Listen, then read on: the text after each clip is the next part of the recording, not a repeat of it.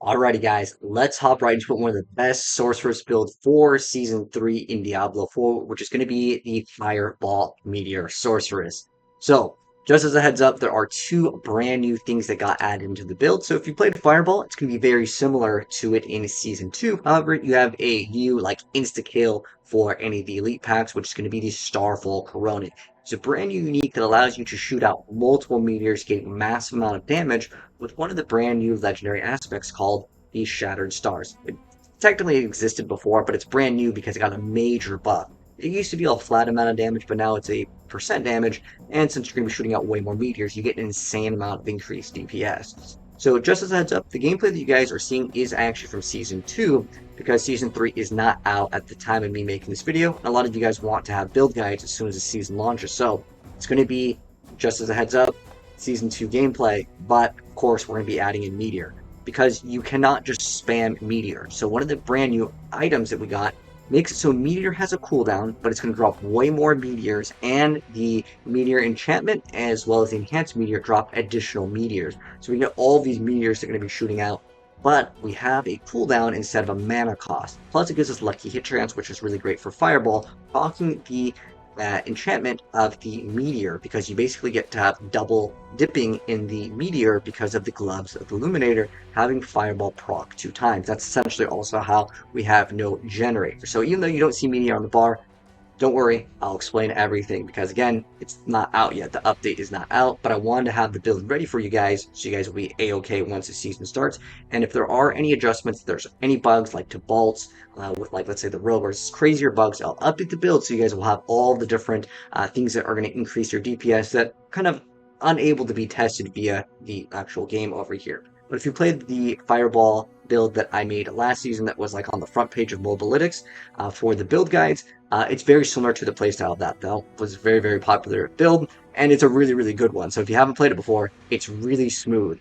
And as soon as you get basically Gloves Illuminator, you're going to be melting content. Plus, the Fireball enchantment is amazing. So let's go over the skills, how we use them, and how the build actually runs. Even though we don't have Meteor in the build, because again, you're going to be updating it to this one here. And again, it's not out at the moment of me making this video. So starting right off, Fireball. This is going to be our source of just DPS on the trash mobs. And then with Meteor, we activate this when we see an elite pack. I mean, this build's really strong. This is just Sigil 100s. This is with no Tears of Blood, by the way. This is before that thing was even out, that glyph. And then we're running the bread and butter, Flame Shield, Ice Armor, so you just activate these when anything goes wrong or you're about to stand in an explosion. Frost Nova to apply consistently a source of vulnerability, and then just teleport for our mobility.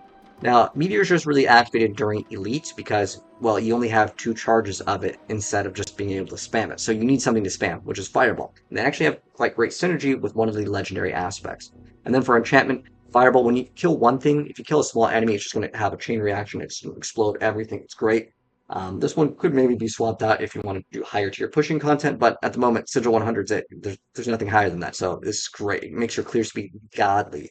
And then we are running Meteor as well, and this is because it's a Meteor build, so you're going to launch a bunch of Meteors. Keep in mind, the lucky hit proc chance is going to be activating double times, which is huge. As far as equipment goes, we got to run the brand new Starfall Corona, so it's really great for the new Meteor buffs. And then on top of that, it gives you cooldown reduction, it gives you life. So it's overall pretty good item. If you want to run a Shaco, Helican Crest, well, you lose out on basically the point of the new season, which is to run Starfall Corona. So you don't even need any Uber Uniques in this build. And the next thing that you want in terms of your chest armor, we're going to be running the brand new Juggernauts aspect. So instead of Disobedience, which you could still play, you can play Disobedience and Juggernauts if you want to, instead of, let's say, Tabalts, but Juggernaut just gives you increased armor, and you don't actually have to worry about running the Disobedience to kind of ramp up. So I like Juggernauts for that reason, but you're just looking for a bunch of defensive stats, damage reduction from close, distance, damage reduction, flat.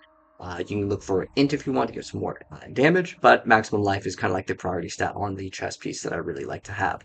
And then we're running Gloves of the Illuminator. So Gloves of the Illuminator will make Fireball bounce twice. It does less damage, but in theory, it's still more DPS, and you have a chance to restore primary resource, rings Fireball. It's just so good. So this is going to be a best in slot for sure. And then if you want damage, run to Bolts. If you don't want to get increased damage, or if you don't want the extra resource, you should be a-okay without running to Bolts for resource, but I just like because of the bonus damage. And on top of that, because there's no high tier content other than Sigil 100, well, you might as well get the extra damage here. Now, if you do want to run defensive pants, by all means, throw in a lot of other defensive stats are totally fine, but getting maximum life is something that I do like. And because we are running a mastery skill, you can get plus ranks to Meteor or Blizzard, whatever, on your pants. Although you don't want Blizzard for this build, it's just something I'm mentioning. In the gameplay, I'm running Blizzard to proc Talrashas, but we're going to be relying on the to actually proc all of the bonuses. And then we're running Esus so you can have 100% crit. That's the really awesome part with this build. Fireball and Fire, well, actually, with most of the fire skills, but specifically Fireball, as well as Meteor, will have 100% crit. This just gives us easy crit. And then we're running Ancient Flames over here, so we're going to have massive amounts of attack speed. And there's nothing that you're really looking for on your gear stat priority over here. I'll mention the more important things, but you could just read what the gear stat priority is here. Again, it's not important here. The amulet is very important, though. We do want to run specifically the Elementalist aspect in our amulet for a 50% bonus, giving a 60% crit chance. By the way, you also want to run a wand for your one-handed.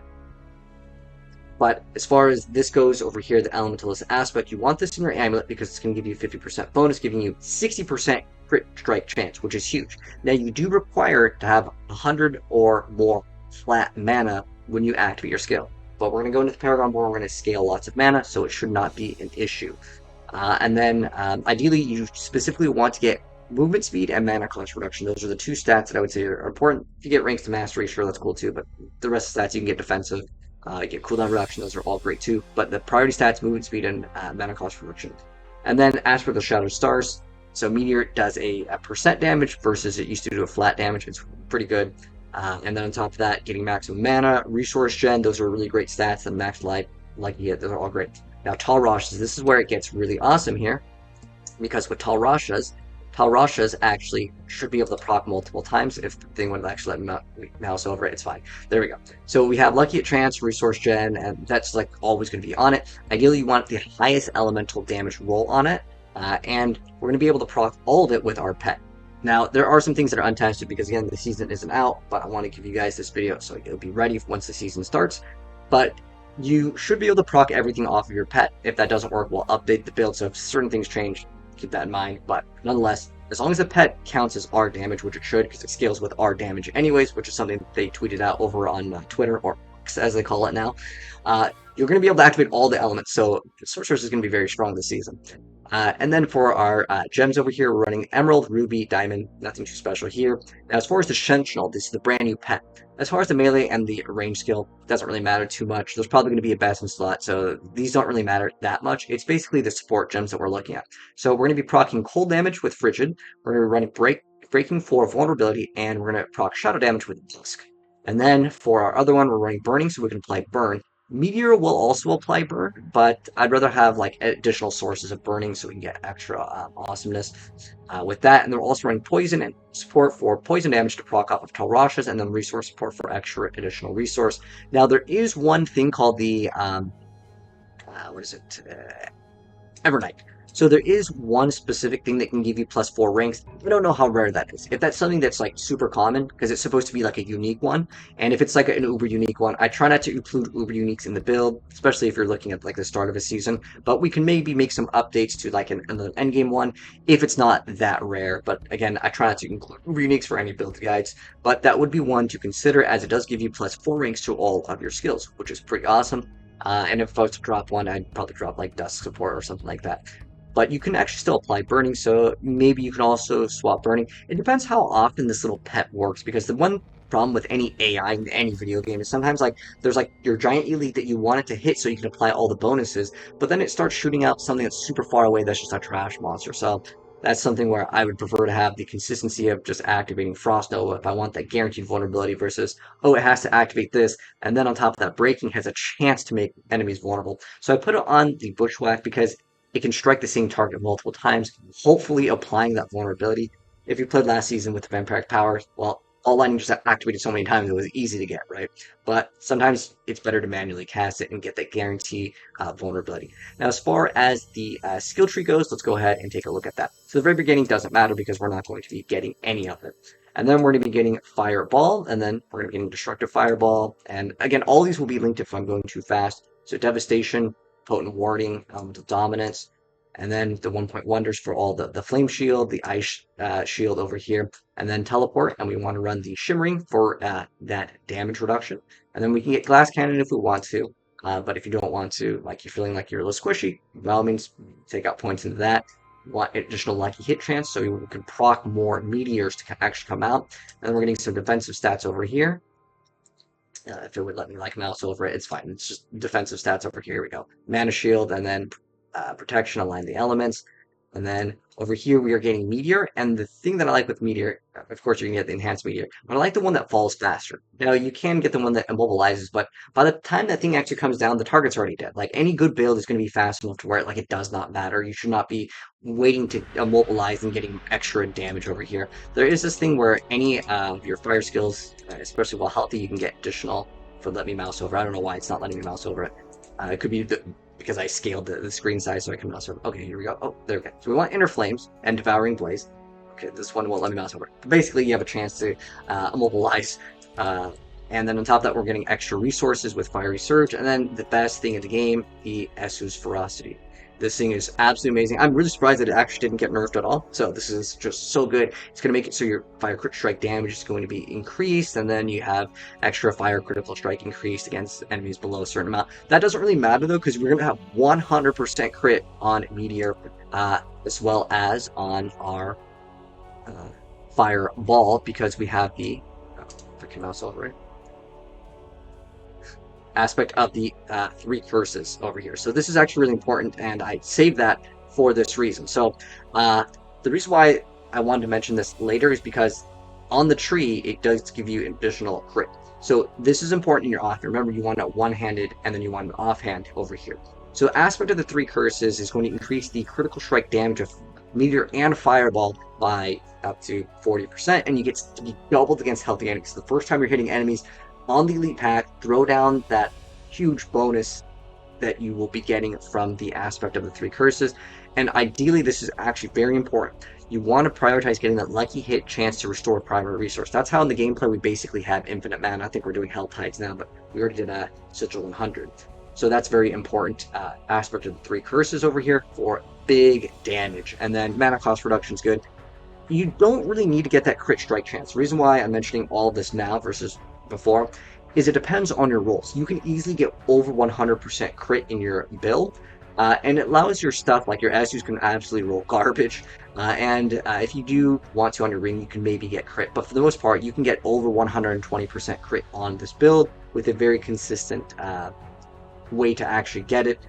It should not be that difficult to get even like bad rolls to get 100% crit. So the key number here, and this is very important for the build, is you just need to get 40% crit. You'll get like base off of like your character gives you like 5, and then you'll get maybe about 10% depending on if you get plus to all stats with dexterity, because that also scales into crit strike chance.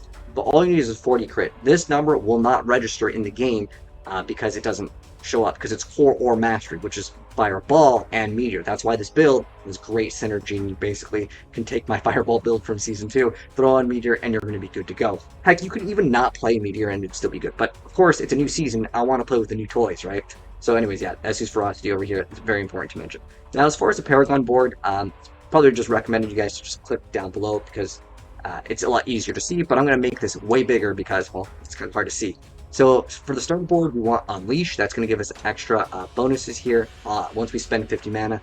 Extra resources, because I hate using your basic skill. If you use a basic skill in any build in Diablo, you are almost doing ZDPS, unless you're playing Arclash, which is a great leveling build, by the way, which if you scroll down here, there's also like a note here if you want an Arclash leveling build, it's there.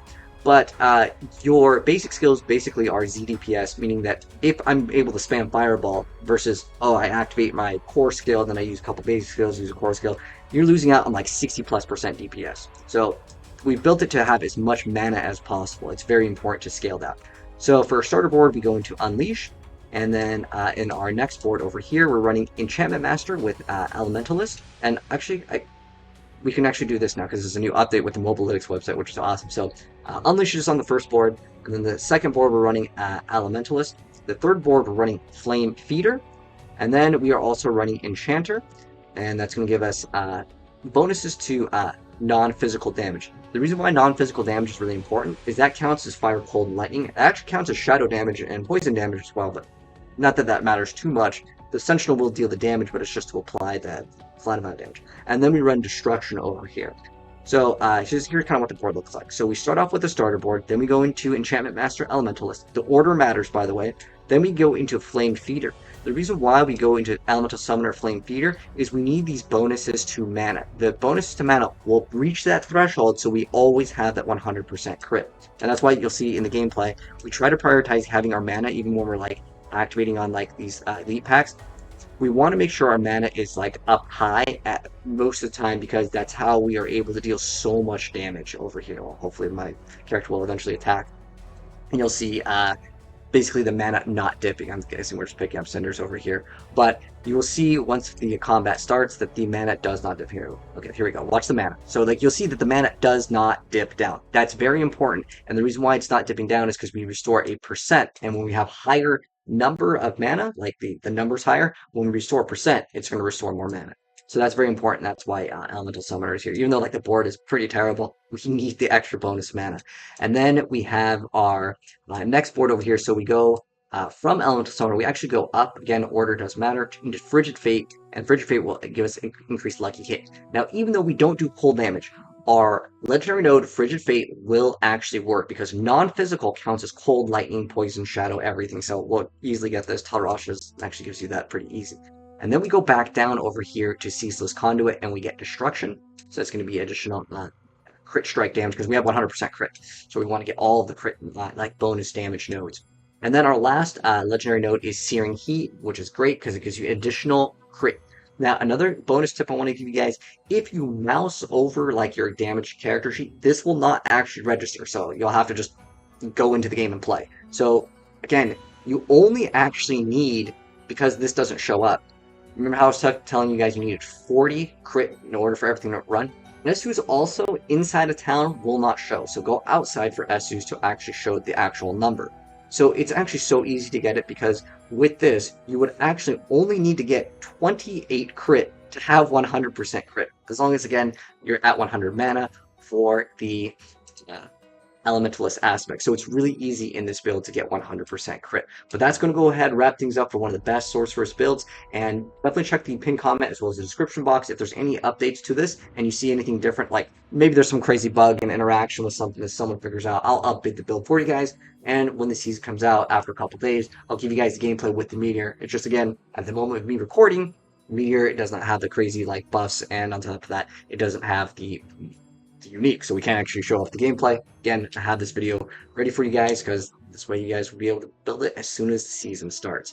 But that's going to wrap things up. If you guys enjoyed the video, drop a like on it. If you're new here, hit subscribe, turn the bell, and you'll definitely see more very soon. Take care. I'll see you guys in Season 3. Peace out.